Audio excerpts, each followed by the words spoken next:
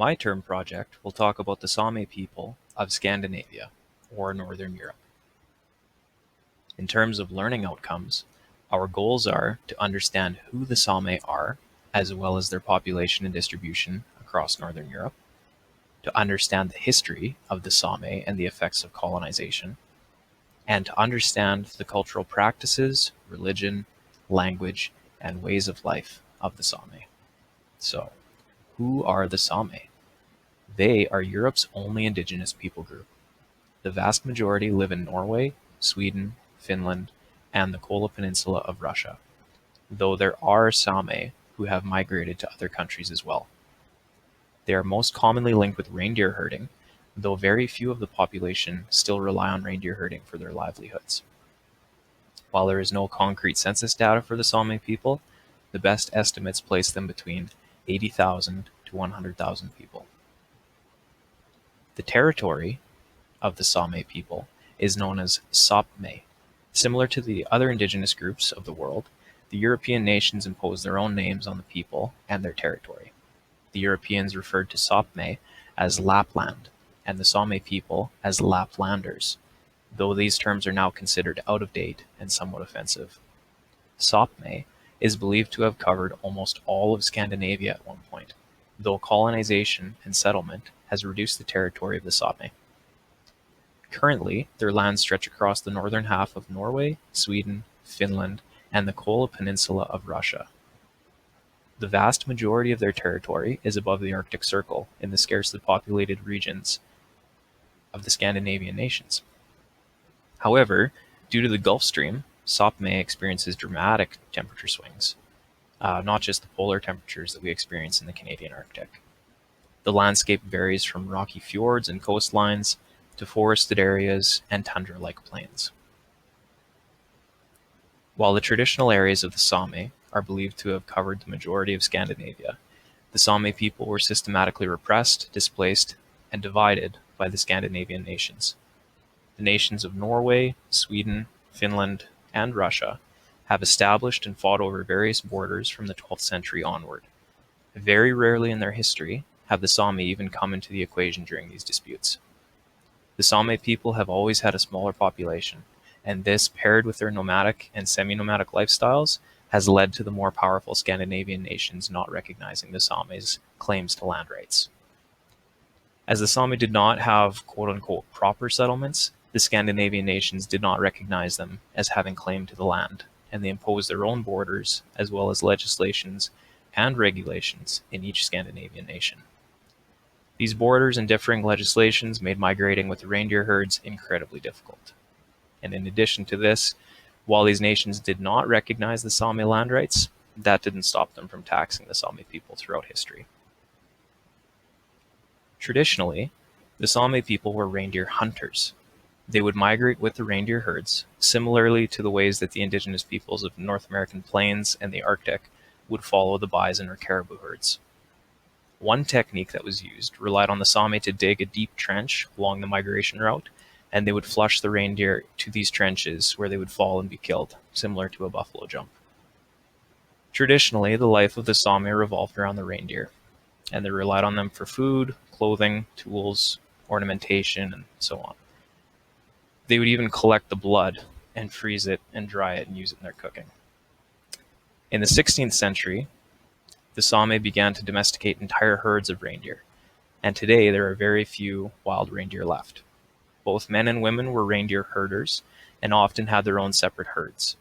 Ownership of these animals was noted through the use of ear notching. So in lieu of ear tags, each herd had its own unique style of ear notching. After the calving season, the Sami would watch which cows that the calves would follow, and they would lasso the calves and match the ear notching to its mother. In this way, they kept track of their herds. In 1977 and 1978, the new Reindeer Husbandry Act was put in place, limiting the number of herds a family could own to a single herd, with a single unique ear notch. This legislation hindered Sami women and restricted their sources of income and family stability. In addition to reindeer herding, the Sami supplement their diet through fishing, foraging, and through subsistence agriculture. Today, approximately 10% of the Sami population still engage in reindeer herding. Many of these herders rely on supplemental income as the costs associated with reindeer herding have increased due to the implementation of snowmobiles, helicopters, and drones, as opposed to traditional dog sleds and skis. The majority of the Sami people have moved to larger centers and have urbanized. Sami language belongs to the Finno-Ugric language group, along with languages like Finnish, Estonian, and Hungarian. Broadly speaking, there are three Sami languages: East Sami, Central Sami, and South Sami, with 9 dialects within those languages. These dialects form a spectrum or communication chain across Sapmi. The individual dialects bear resemblance to those that are close in proximity to them, meaning a message could be passed from Area 1 to Area 2 and so on through to Area 9 and be understood with relative ease. However, a person from Area 1 does not share a dialect similar enough to those in Area 9 to share that message directly. Similar to many indigenous peoples across the globe, the Sami people have suffered tremendous language loss due to colonization. Sami children were required to attend boarding schools where they were taught the language of whatever Scandinavian nation they lived in. These schools bear a striking resemblance to the residential schools of Canada. The children were forbidden to speak their languages or practice or talk about their cultures or religions. In the 1950s, a movement toward language acquisition and cultural revitalization began to pick up steam.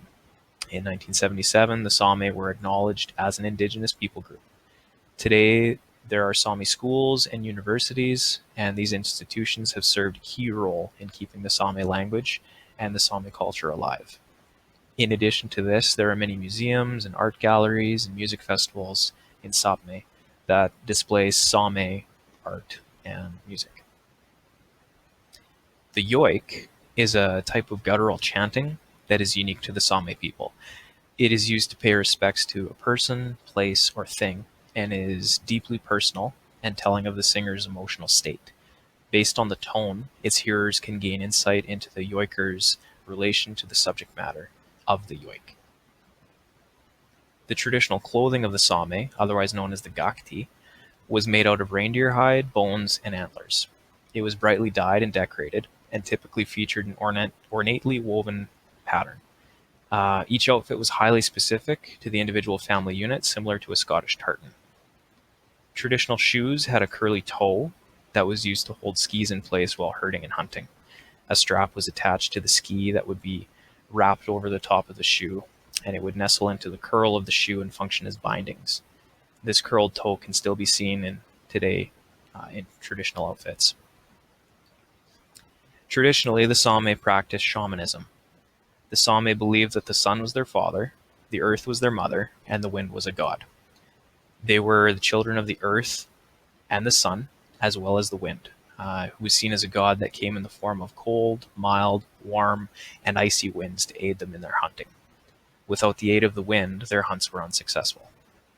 After colonization took place, the majority of Sami converted to Lutheranism, as it is the dominant religion in Scandinavia. This is the most widely practiced religion among the Sami today. In the 1950s, the Sami Council was formed. In the 1970s, the Sami were recognized as an Indigenous people group, and starting in the 1990s, the Scandinavian nations implemented Sami parliaments to govern the Sami people. This was done in Norway in 1989, Sweden in 1993, Finland in 1996, and Russia in 2008. These Sami parliaments primarily oversee cross-border herding, Sami culture, and Sami language. Prior to this, if a Sami person wanted to serve on the parliament of a Scandinavian nation, they had to speak the language of that particular nation. So if they were in Sweden and they wanted to serve on the parliament, they had to speak Swedish. Their languages were not recognized as legitimate in government. At the time of colonization, the Scandinavian nations did not recognize Sami land rights, as they were a semi-nomadic people that followed reindeer herds. The Sami have always had a small population, and this in tandem with their nomadic lifestyle allowed the Scandinavian nations to displace and repress them in their rights. The Sami were not recognized as a people until 1977, and this came about largely due to the activism and protests surrounding government projects like the Alta Dam project in Norway in the 1970s and 80s. The Sami opposed the building of Alta Dam, and took part in hunger strikes, protests, and marches. And while the project went ahead, their protests caused a stir on a global scale, and after centuries of colonization, led to their recognition as an Indigenous people group and to their claim to land rights. For more information on the Sami, feel free to check out the resources that I've used for this project. Thank you for watching, and I hope that you've learned something about the Sami people and their culture.